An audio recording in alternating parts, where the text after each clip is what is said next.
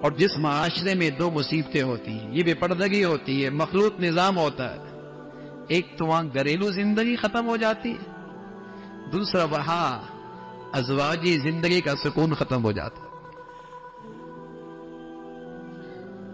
مغرب اس گندگی کی انتہا پہ پہنچا ہوا ہے، بتائیے وہاں گھریلو زندگی ہے؟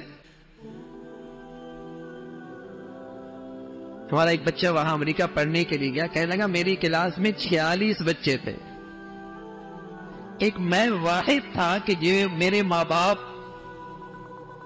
زندگی کی 50 سال ہو گئے اکٹھے رہتے ہیں، باقی جتنے لڑکے تھے 45 سب کے ماں باپ کو طلاق ہو چکی تھی۔ یہ ریشو ہے وہاں، یہ ریشو ہے وہاں۔ اور اسی طرح گندگی، حرام اولاد،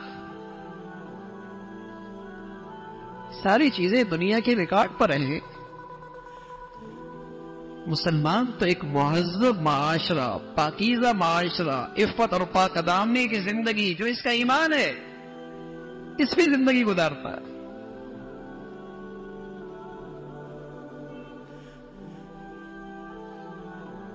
تو دینی صحبت سے دوری کا نتیجہ یہ ہوتا ہے میرے عزیزوں کہ گناہ کا احساس بھی ختم ہو جاتا ہے، بلکہ گناہ اچھائی بن جاتی ہے۔ رسول کریم صلی اللہ علیہ وسلم فرمانے لگے کیف بکم، اس وقت تمہارا کیا حال ہوگا، اذ رأیتم المنکر المعروف والمعروف والمنکر، جب تمہارے نظروں میں برائی اچھائی بن جائے گی اور اچھائی برائی بن جائے گی۔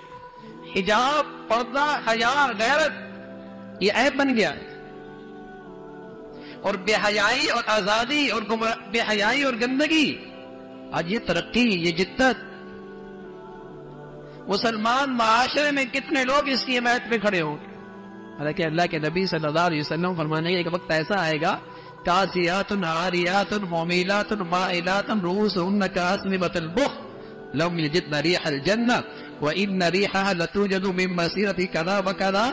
ایک دن ایسی مخلوق گلی بازاروں میں، تعلیمی اداروں میں تمہیں نظر آئے گی، مارکیٹوں میں لباس پہنی ہوگی پھر بھی بے لباس ہوگی، کاسیات عاریات، لباس پہنی ہوں گی پھر بھی بے لباس ہوگی۔ اس قدر باریک ہوگا، اس قدر چست ہوگا، جسم کی ساری حیت جھلک رہی ہوگی۔ کاسیات عاریات مومیلات وائلات، مائل ہوں گی، مائل کریں گی، رؤوسهن کاسنمۃ البخت، ان کے سروں کے بال اونٹ کی کوہان کی طرح۔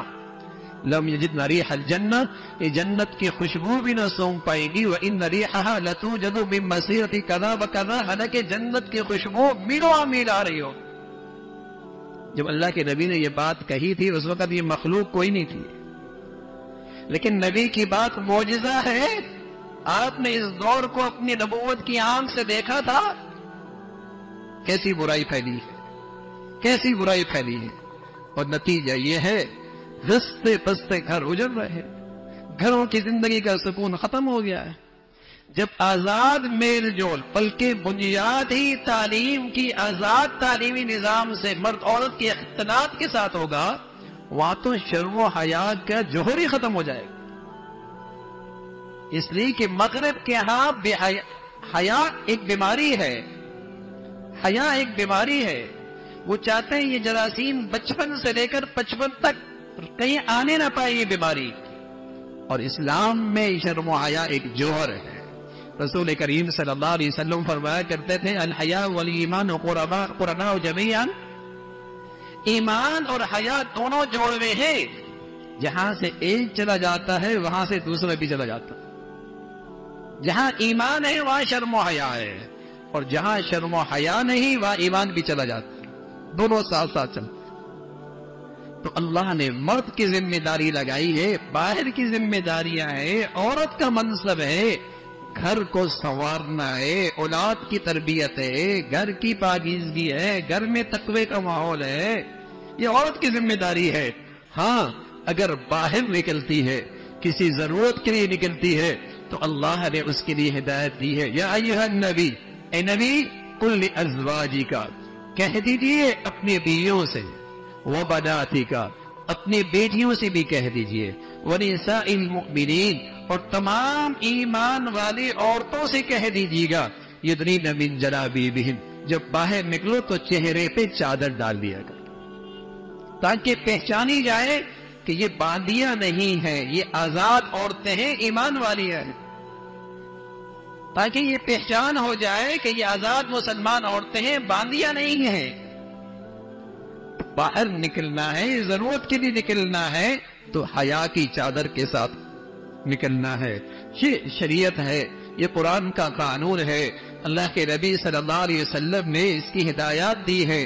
اللہ رب العزت مسلمانوں کو اپنے گھروں کے اندر، اپنے معاشرے کے اندر اس حکم پر بھی عمل پیرا ہونے کی توفیق نصیب فرمائے۔ وآخر دعوانا